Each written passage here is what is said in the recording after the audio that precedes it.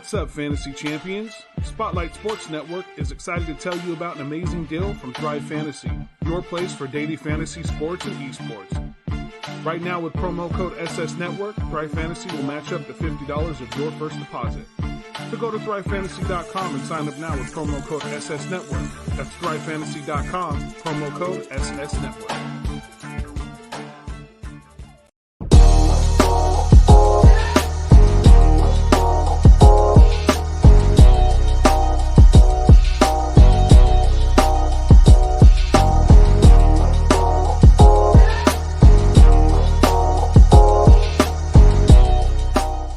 Do you like the Oakland A's? Are you a fan of the Golden Knights? Do you love the Los Angeles Chargers? Well then, my friend, you're in the right place. This is the Snake Sports Talk Show with your host, Jake the Snake Silva, brought to you by the Spotlight Sports Network.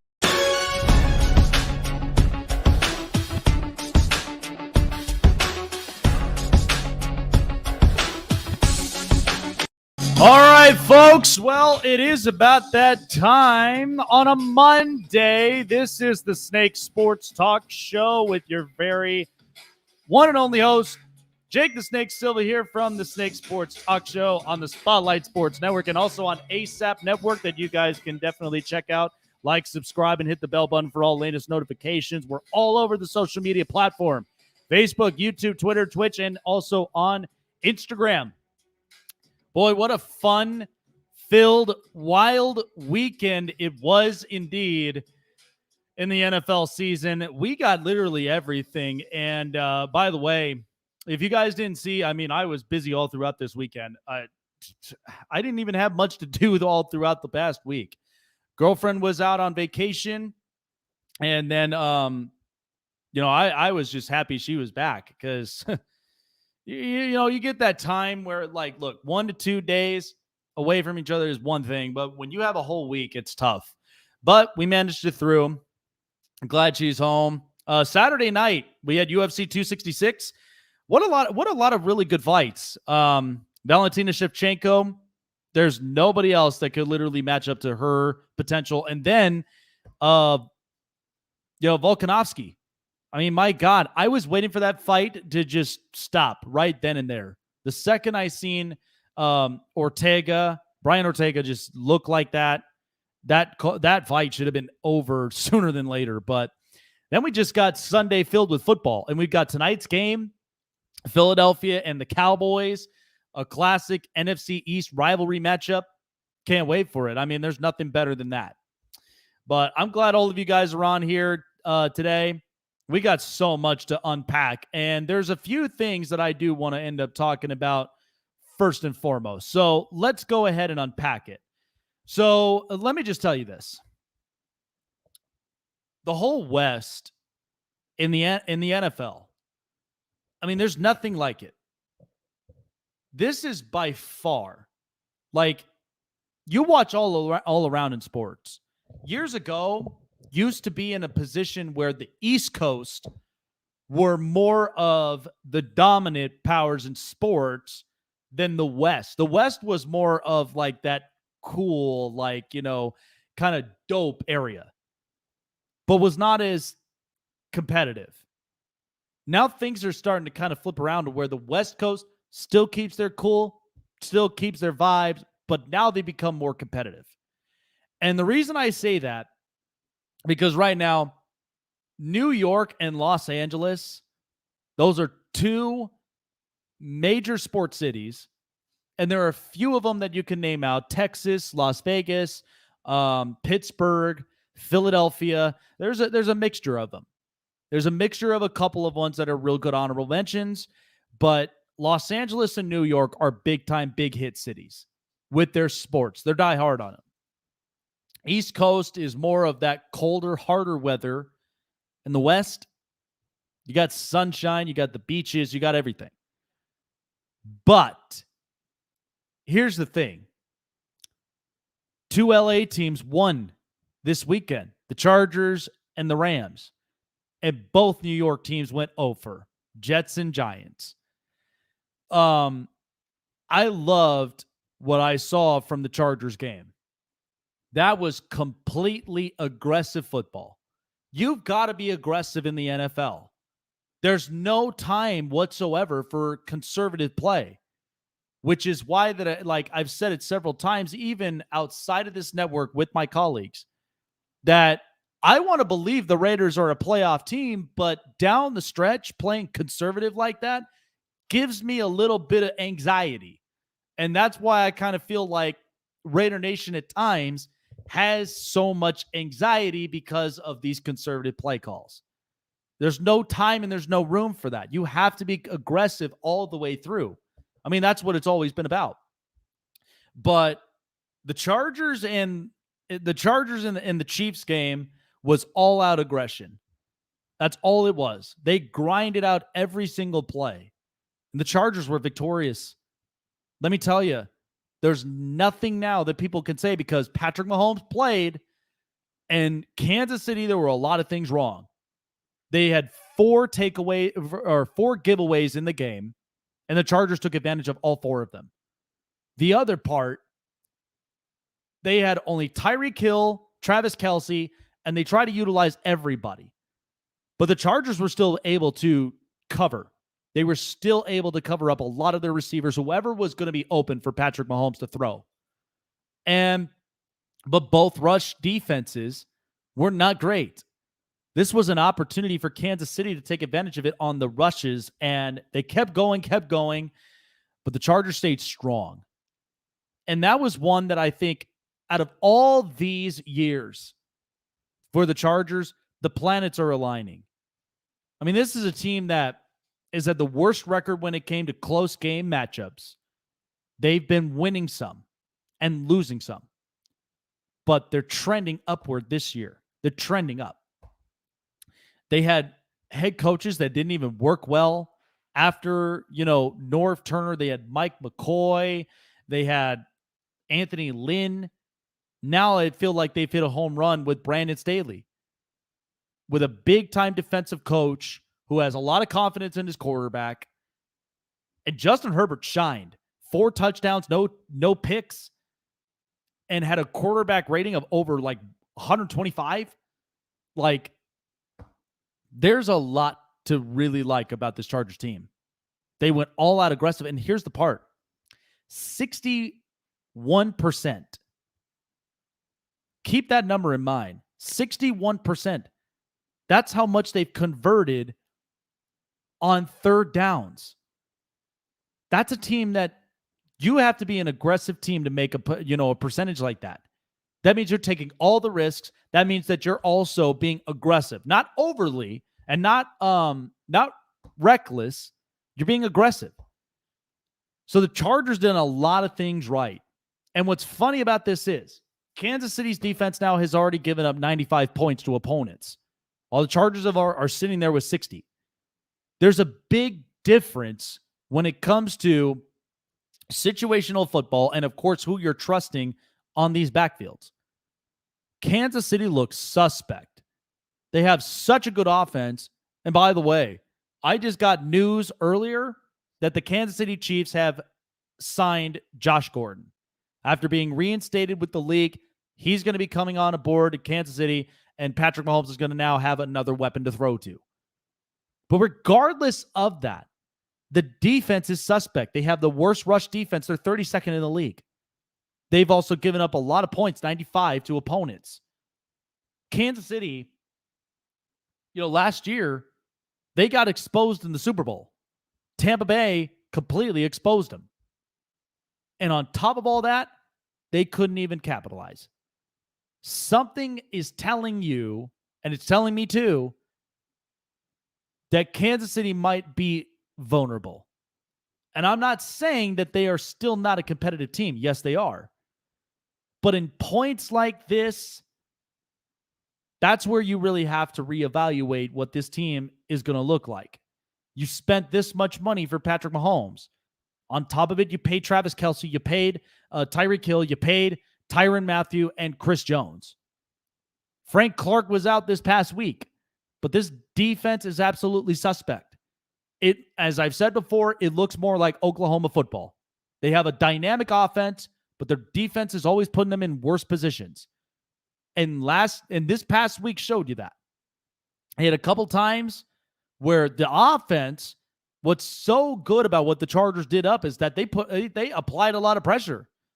They applied the best pressure they could possible, and to where the offense made like 4 giveaways. 2 of them were Patrick Mahomes interceptions, and then the other 2 were fumbles by Tyreek Hill and Clyde Edwards-Helaire. So a lot of this has to clean up for them, because the Chiefs know that they play better than this. But sometimes this could be your worst nightmare. When lots of money are not spent evenly, I mean, you could see the difference. Because look at Chicago. Chicago's the opposite. The opposite of it means that they spend a lot of money on defense, but you can't get a better O-line. You couldn't at least get complementary weapons around Justin Fields or whoever's starting for the Chicago Bears at quarterback, excluding Allen Robinson and Cole Kmet. So there are a lot of things that come into play with this. But I still do think Kansas City will be a competitive team, but I just feel like that with the defense being suspect like that, they're not going to be very competitive for very long. All right, let's talk about the other LA team, the LA Rams, because I'm going to tell you right now, like in life and in certain situations in your life, this happens to all of us all the time. We get into positions where, one, we get ourselves into situations where we think could be good situations, but you ever get into like a relationship where you feel like things are really, really good, and then all of a sudden there's a lot of, there's past histories, and most of it is, if people are telling you be careful or like protect yourself, there's obviously something that's going on from there. That gives you an indication.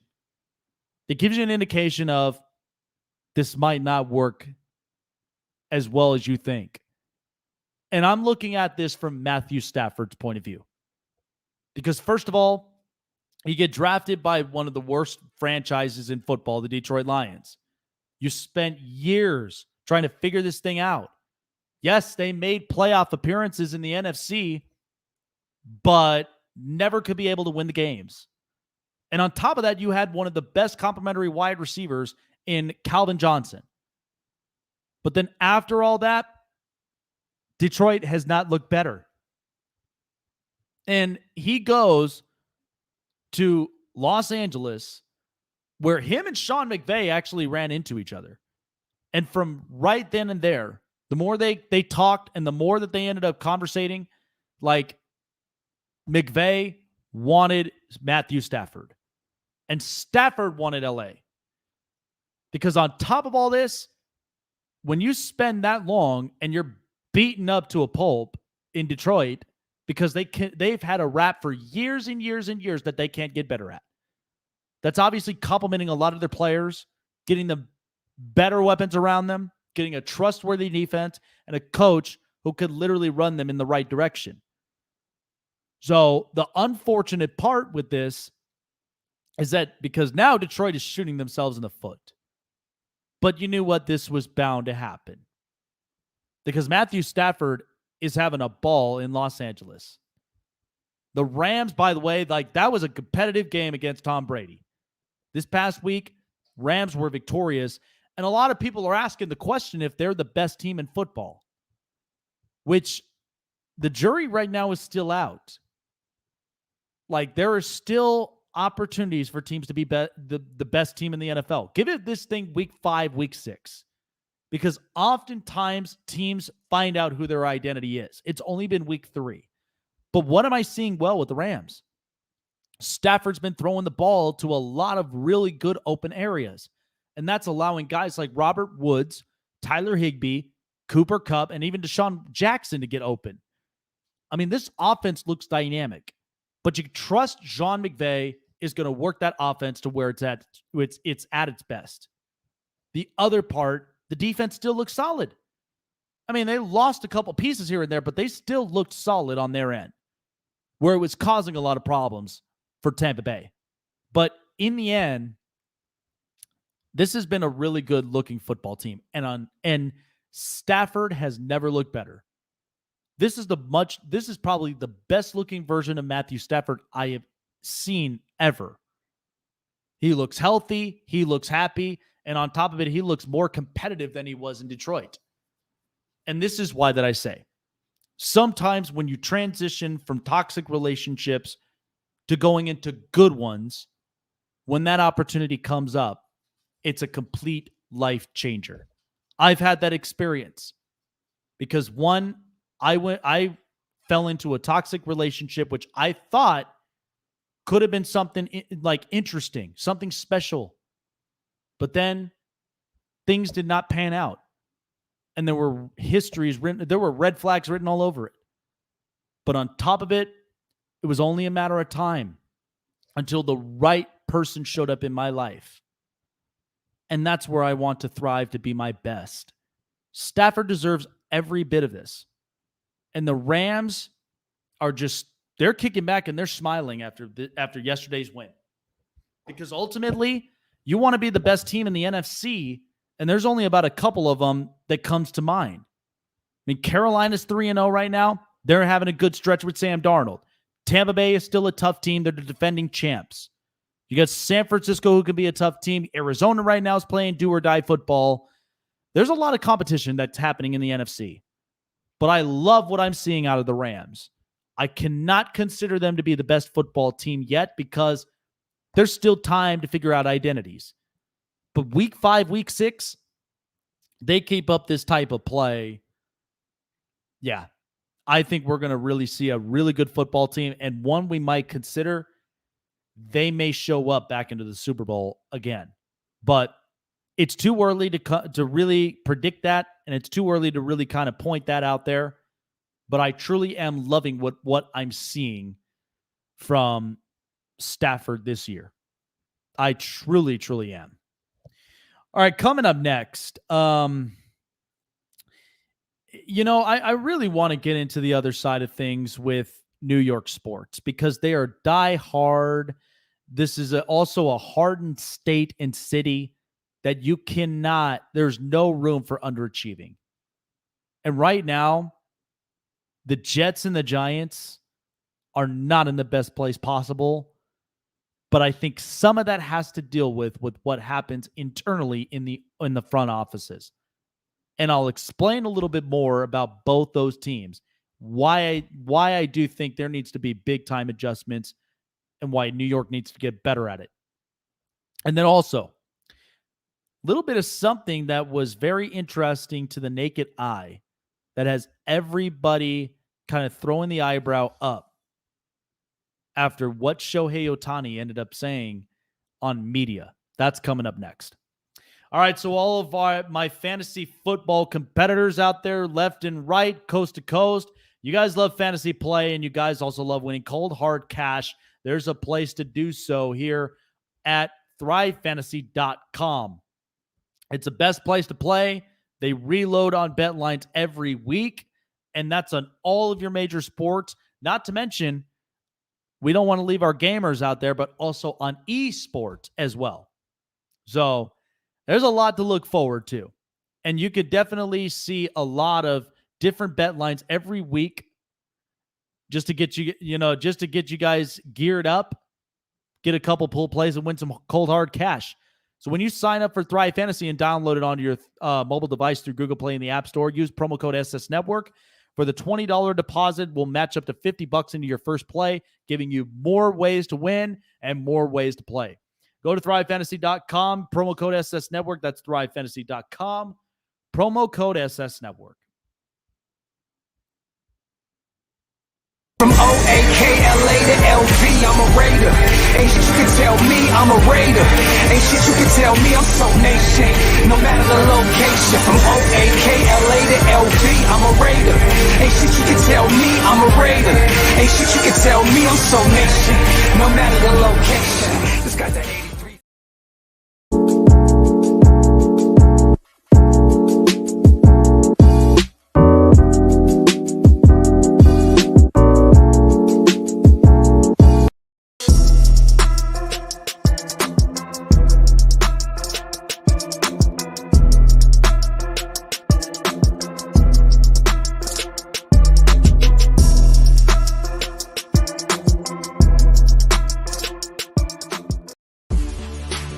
Welcome to the My City, My Game pod show featuring Raider J77, your place for all things Raiders and all things Trailblazers. Brought to you by the Spotlight Sports Network. Make sure you like, subscribe, and hit the bell for notifications. Now let's go.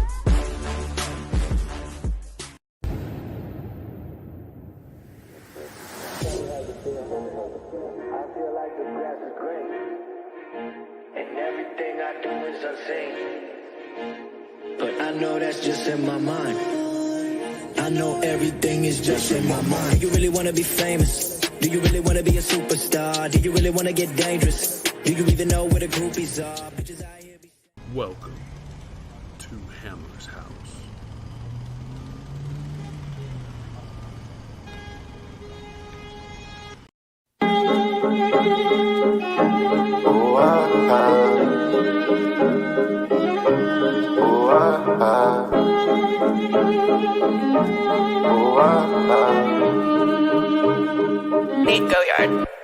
Bitch, I'm a ball, bitch, I'm a ball. Don't get no ball, don't get no ball. What's in my cup? What's in my cup? Full of that punch, full of that punch. Bitch, I'm a ball, ballin' like Kobe. Ho, keep it moving, cause you do not know me.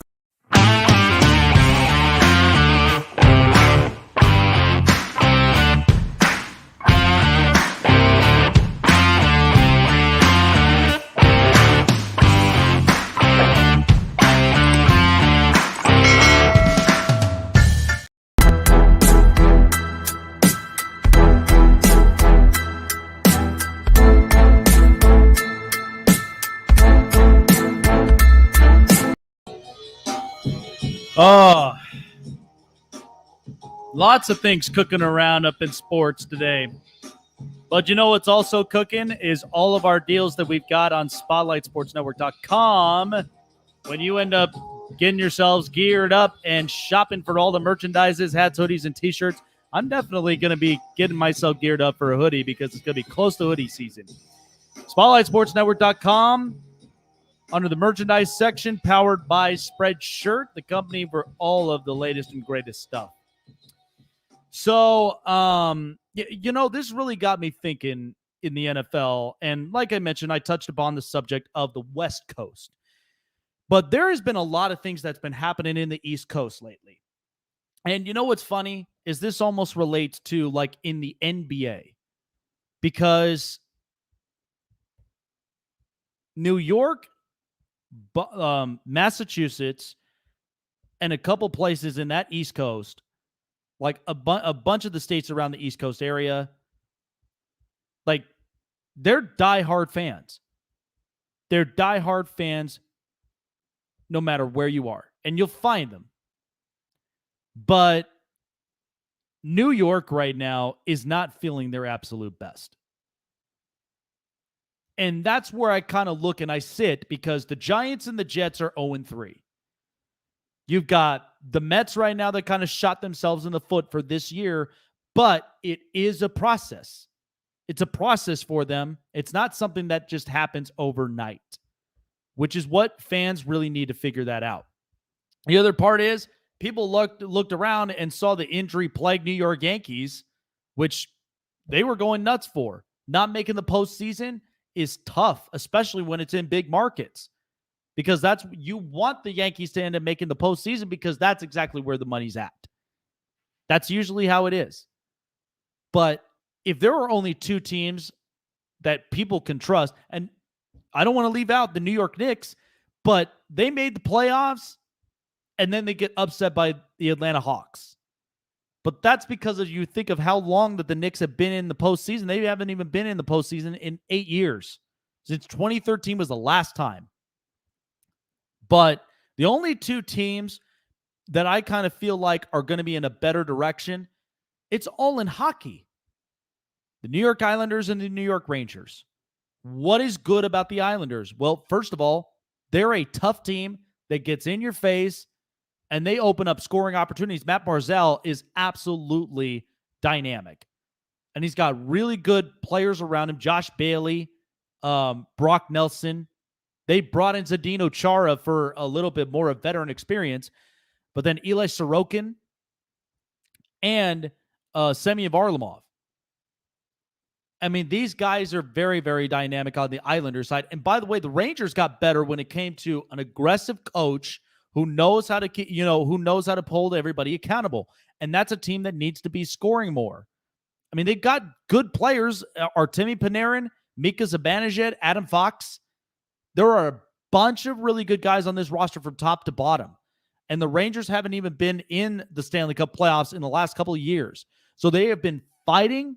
They've been dying for the chances to get back in. And I do feel like as this process moves forward, it's going to get better. But let's be honest about the Giants and Jets. And I've been saying this several times about the Jets. First of all, after Super Bowl III, all it was just that one moment. And since then, you fast forward to 2010, where the Jets were a tough competitive team. Bart Scott, Bart Scott, Mark Sanchez, LT, Sean Green, Braylon Edwards, Santonio Holmes. There were a lot of really good pieces that the Jets had all together, and they make it all the way through, but does not get the job done to get into the Super Bowl. It was very tough. But since then, they crumbled. It became a temporary rather than just a long-term permanent plan. And since then, the Jets have kind of shot themselves in the foot with it. Front office, you have Joe Douglas, who's trying to make all of this work as best as he possibly can, but it loses guys like Jamal Adams, loses guys like Sam Darnold, and a bunch of really good players. And then they bring in new ones, which I'm not saying that Zach Wilson is a complete bust. We cannot go into that subject yet, because there are several things I feel like Zach Wilson could do better, but there needs to be more discipline in all those situations. But we knew this about the Jets moving forward. I feel like the Jets could be a better team, but this is all of just the chaos and the matters that are happening within the front offices. And you have to ask yourselves, and New York fans always do all the time, how long are we going to continue this? It's the same that I could say for the next door neighbors, the New York Giants.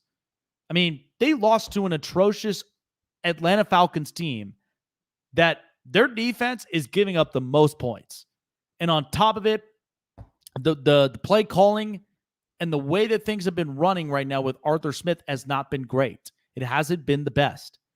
So it's been kind of hard for Atlanta to really start winning these games, knowing you got tough teams all around in the NFC. But the Giants are in the worst position. You're in the worst division in the NFL, in the NFC East, that's wide open. And Saquon Barkley coming back from injury has not looked the same. You lost both your receivers due to injuries, Darius Slayton and Sterling Shepard. And this is go time for Daniel Jones. That offensive line doesn't even look disciplined. And the defense, I thought Adoree Jackson would have been really good on their pickup, but even then, it's not looking great for the Giants. It's not even looking great for New York football altogether. The only team in the NFL in the state of New York, just move up north. Just move up north into Buffalo. The Bills right now, and it's so funny how people could think that the Bills they're not in sync. You've got to be kidding me. The Bills know how to score points. They shut out the Dolphins in week 2 at 35-0, and they completely annihilated their next opponent this past week at 43 points. That's the only team that's really doing New York good, but you're up north. You're in the snow, you're in the cold, you're in the farmland areas, and you're not within the city. That's the one thing that's the biggest difference, because as I've said before, you look at LA teams and you look at New York teams. LA, the Chargers look a lot better. They look competitive. The Rams look better with Matthew Stafford. The Dodgers are winning games. And that's a tough team to really beat because of the fact of how expendable they are. And it's just that in the case and in the last decade for New York sports, it's been disappointing. It's been very disappointing. It's been heartbreaking because the Yankees could be a lot better. The Mets themselves need to get into stretches where they don't completely collapse.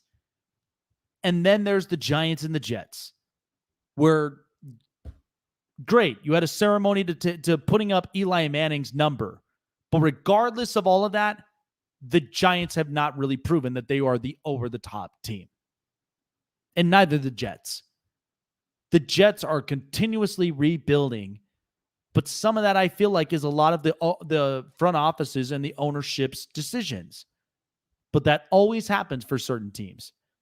But New York, it's a hard town. Listen, Boston right now is not feeling great about the Patriots, even after that loss. But this was the transition. But this is where sometime it needs to change. It needs to get better. East Coast are very die-hard. These are teams these are fans that can be ruthless. East Coast fans are big-time ruthless. LA fans, people could think they're ruthless, but honestly, they got all of the competitive players that want to win. They want to enjoy the West Coast weather, and that's the bottom line. New York almost feels like it's a trap city because of the fact of just a lot of pressure's weighing in on your shoulders. You can't afford to screw up, and that's the way that the cookie crumbles in New York. It's a great, like I said, if you're a Los Angeles fan, it's a great time to celebrate. It's a good time to celebrate, but because of all of the star players that are coming into that city. But if you're East Coast, not really great. But that's where they've got to get better with certain things. And I feel like, because a lot of people moving west, NBA, it's more dominant in the West and the East. The NFL is more dominant in the West than the East. Hockey is kind of here or there, but it's slowly going to grow where the West is better than the East. But it's that in-betweener from the Metropolitan to the Central and then the Atlantic Division. But it mixes around all over. And then there's baseball. West Coast apparently seems to be better than the East. So somewhere in the middle of this, there's got to be a new formula that the East Coast teams really have to do better. But until then, the West, it has never been better. Stafford looks great. Herbert's an animal. And on top of all that, you got other sports teams and other sports teams that's been really, really, really, really good. So it'll be interesting to see what happens for the next few years in East Coast sports. Time now for the hot press. All right, so like we mentioned before, Kansas City is set to sign newly reinstated wide receiver Josh Gordon to the practice squad. Josh Gordon, of course, 30-year-old, had multiple teams contact him in expressing interest to signing him. But one of the attractions, of course, was playing in Kansas City and was making a long-term stop and sending multiple seasons there.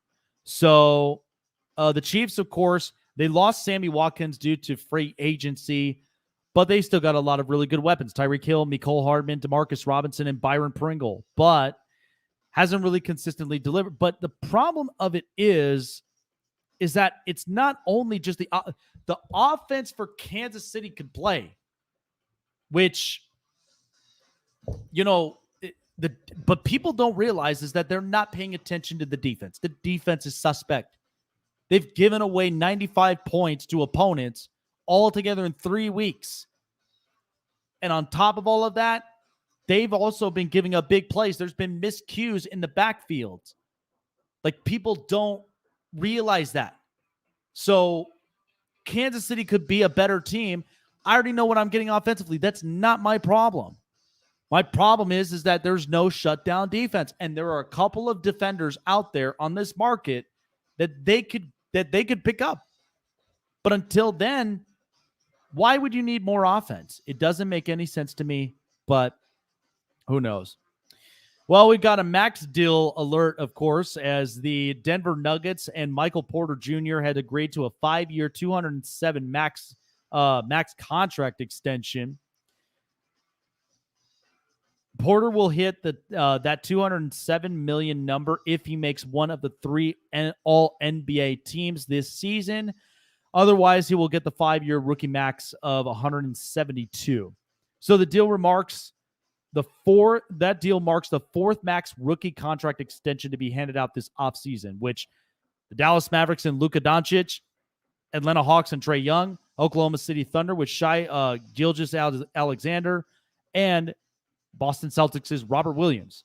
So I honestly do like Michael Porter. I think he's a really good kid. He averaged about 19 points while shooting 54% from the field and 44% from the three-point lane. And it's kind of crazy to think because when I look at contracts like this, the only thing I fear is it being a potential like trap contract because, again, you're paying a youngster that I think has a lot of upside potential. And sometimes like contracts like this could hinder a player's production because it's a big payday. But maybe this is a good thing for the Denver Nuggets. But either way, you're coming back into a year where Jamal Murray will be 110%, Nikola Jokic will be 110%. So let's just see if Denver really can be that competitive team that we've been seeing in the last couple of years. But sometimes these max deals can be questionable. There's no doubt about that.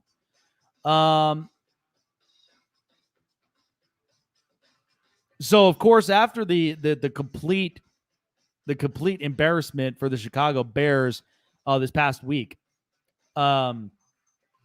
Chicago Bears coach Matt Nagy says all 3 quarterbacks under consideration to start against the Detroit Lions.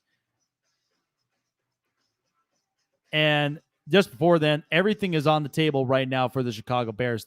Oh my God, it was absolutely atrocious this past week. Matt Nagy had announced today that all 3 quarterbacks, Justin Fields, Andy Dalton, and Nick Foles, are under consideration to start on Sunday against the Detroit Lions after Week 3's 26-6 loss against the Cleveland Browns.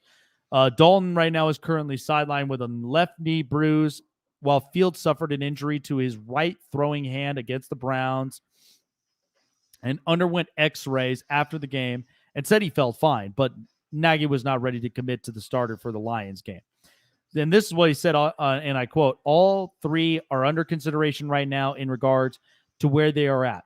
So we'll just kind of have to see in the next couple days where they're all at. We know where Nick's at health-wise, but we just want to keep an eye on Justin and Andy. Then for us to stay on that and make sure that we have a plan for any of those. Well, what truly is the plan? I mean, Chicago, the second that they get hope, it's like they have no idea how to really utilize it. I mean, sadly to say that, but this is not good for I said this in my set, like in a couple segments ago, that the most quarterback I fear for out of the draft is Justin Fields. Because it's an offensive line that cannot protect him. They can't even move with him. And there's no support there. That's one thing that makes me fear about Justin Fields, because he is such a good quarterback. A quarterback who ran a 4.4. So I don't know what the plan is with Matt Nagy, but I just feel like these are sometimes the considerations that can get you fired. So we'll see what happens in the next coming days. But I really hope that Chicago does this right. The fans deserve it. The players themselves deserve it. Like there should not even be any sort of confusion whatsoever. But only time will tell. And of course, the Jacksonville Jaguars just lately, after hearing about the injury to J.C. Horn for an extended time due to broken bones in his right foot, the Carolina Panthers ended up acquiring C.J. Henderson from the Jacksonville Jaguars in exchange for Dan Arnold, the tight end, and a 3rd-round pick, and they also got a 5th-round pick into the middle of it. Really good upgrade for the Carolina Panthers. So that was your hot press. Coming up next, I do have my cap on because we do have our Week 3 quick caps that will be recapping all around the league. And, I mean, there was a lot that we really could use. Like, we really determined a lot of those games. And it was kind of obvious on how the flow of them were really going all throughout the week. So, all right. So like I said, folks, if you guys are trying to get yourselves geared up because we do have winter season coming around the corner, it's going to be coming in fast and it's cold, but why not warm yourselves up to some really good merchandising? There are some hot deals that are always going around. SpotlightSportsNetwork.com merchandise section powered by Spreadshirt. Get yourselves t-shirts, hats, hoodies, and so much more to get you geared up. And please, when you guys do get your merchandises, send it in to us. We'll showcase it up onto the network's social medias and shout you guys out. You guys do not want to miss out on all of the great deals on SpotlightSportsNetwork.com.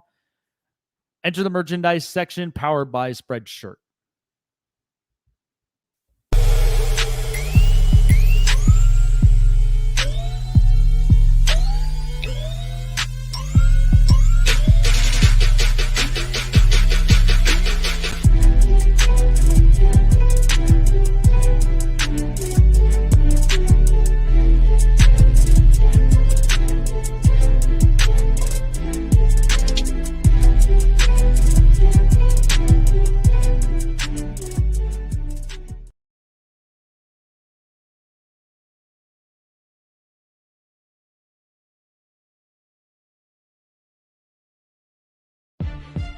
What's up, fantasy champions?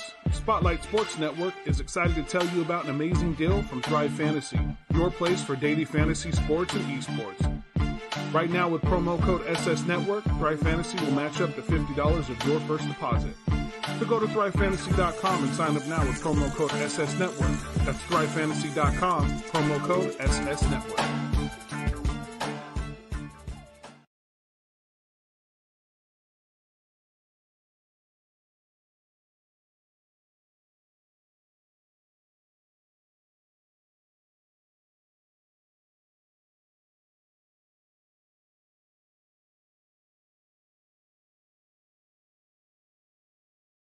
All righty, folks. Well, first and foremost, I really do appreciate every single one of you guys coming on here on a Monday show. Man, we had a lot to unpack, but we've also got the Monday Night Football game that's going to be going on. Philadelphia Eagles and the Dallas Cowboys. We'll be recapping every single one of the NFL games that we saw this week. There was just a lot of fun. It was absolutely a lot of fun. And I'd like to, like I said, I'm breaking down every single one of these games, and because I do believe you can succinctly break down all of these games just all together in the best way possible. Because first of all, we had a busy weekend. It was so much fun. But quick caps, as I mentioned, got my cap on. So let's go ahead and get started with these quick caps. And we start with Thursday Night Football's game, Carolina Panthers against the Houston Texans. So darn old good. Sam Darnold, 2 rushing touchdowns, and at the same time, Carolina looked really good. And I'll be honest, like, this has been the much better Carolina team I've seen. This is a team, DJ Moore, underrated. Now, the question is, how is Christian McCaffrey going to be feeling in the coming weeks? Because we know the hamstring injury has been lingering on. It hasn't been looking good for him. But they do have Chuba Hubbard. They do have Royce Freeman, so they have a couple of options. But I think the Carolina Panthers will still be in good hands. Washington against Buffalo. Got them billed out. So looks like Buffalo. I didn't really had no idea really how to really succinct this game. This was definitely a Buff blowout. Like 43-21. Taylor Heineke still is fun to watch, but I just don't think right now Washington is in the best position right now, as it looks like. But Buffalo, people thought that they were not in sync. I disagree. I think Josh Allen, with the way Brian Daboll's put this playbook together, Josh Allen, Emmanuel Sanders, Stephon Diggs, this is such a good team. There's no question about it. Bears, Browns, barely even enjoyable. the Bears right now are just shooting themselves up onto the foot. Justin Fields got sacked 9 times in the game. And this offensive line is atrocious. They're not protecting themselves for Justin Fields. And on top of it, Myles Garrett was just obliterating Jason Peters on that line. So there are so many things happening terribly right now for the Bears. But, the Cleveland Browns, they improved to 2-1. And they look, and again, they were the better football team in this week. So, Baltimore and Detroit, Tucker with the kicker.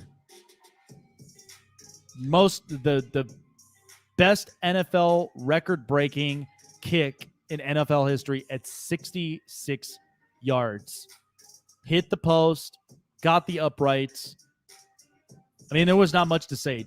Detroit got themselves into a position, and they were still fighting against Baltimore, but Baltimore, close. It was interesting, but Justin Tucker, did you see the play with Lamar Jackson that got them into that field? I mean, Detroit kind of shot themselves in the foot with that, but Justin Tucker, what an unbelievable kick. Cardinals, Jags. Boy, trouble down south, because right now the Jacksonville Jaguars, they were in this game for a while, but then eventually the tables turned. And Arizona right now, they're 3-0 in a tough division in the NFC West. But I know a lot of people is just like, again, stop giving your stocks up to Jacksonville. We already know, but people, we're in a caffeinated society where there is no time to wait. They want to see results right now. They want to see this team be better. But I'm telling you, Jacksonville, they're not in a position where they're going to be, a better football team. That time is still going to be coming soon. Chargers, Kansas City.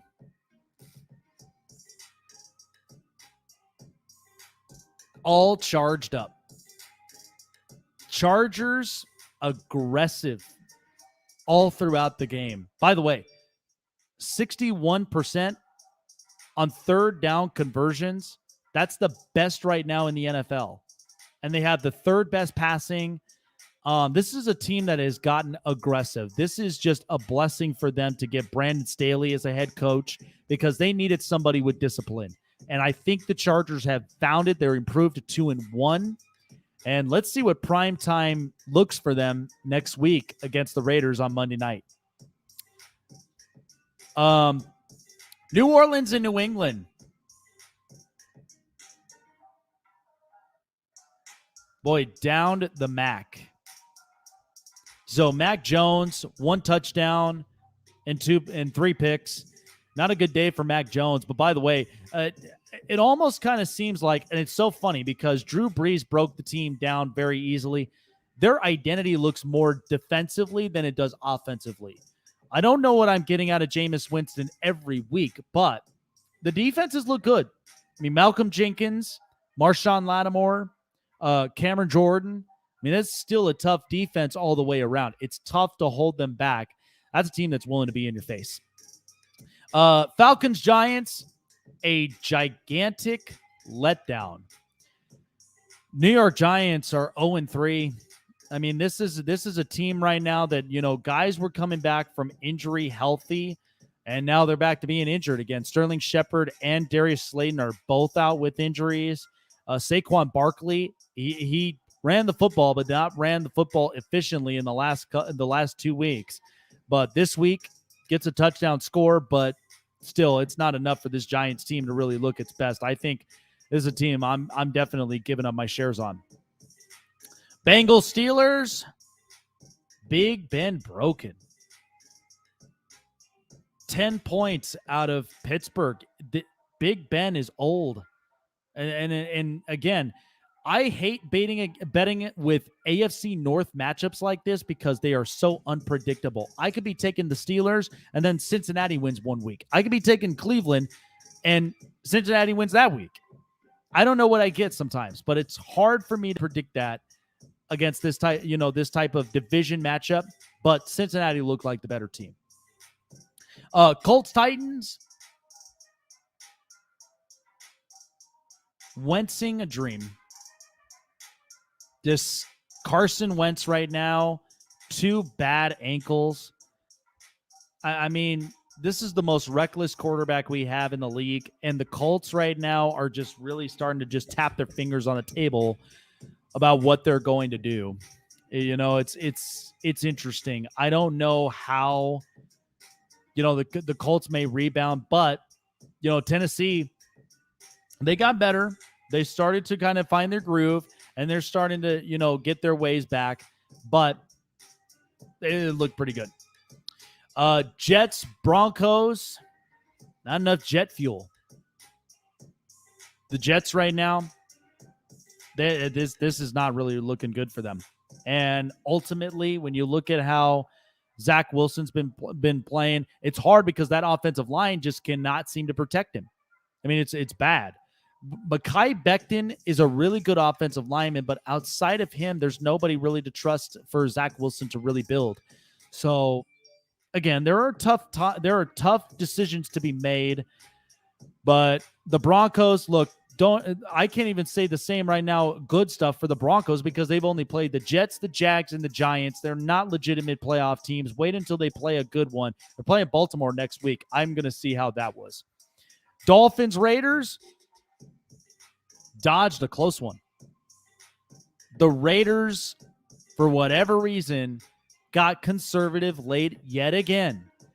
And even though they've been battling and winning these close games, how many times are we going to see this conservative play late? I mean, part of that is like, I look at John Gruden and how they should have never been in that position in the first place. You're playing a backup quarterback in Jacoby Brissett. The Dolphins defense is still tough, but you had every single option in front of you that you could change up. It didn't look that great, but they still managed to get a win. But you can't play like that next Monday, against you can't play like that next Monday against the Chargers. That's a Chargers team that's going to be hungry. They're going to be inside SoFi, and they're going to be ready to just turn the tables. Buccaneers, Rams, all hail Stafford. Matthew Stafford is looking great. Like, that's one that the staff is just at its best. Deshaun Jackson looked really good. Cooper Kupp was amazing.